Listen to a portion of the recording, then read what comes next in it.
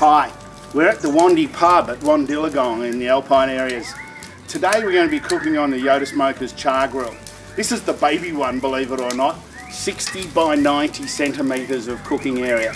And we're cooking on clean heat charcoal. Just to give you a bit of an idea how great the charcoal is, this is it's good sized lump charcoal, the Mapani tree from South Africa. We sell loads of it and it burns hot and clean.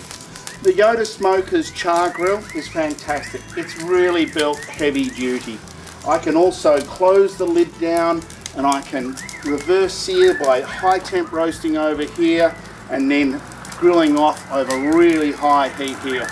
The beauty of it is it's got this fire bed that I can raise up and down, and that means I can control the intense heat really well. Stainless steel removable front shelf for easy cleaning. Hard rubber wheels, go on any surface. We throw it in the back of the van, strap it in, and it goes anywhere. Works a real treat, the Yoder Smokers Char grill.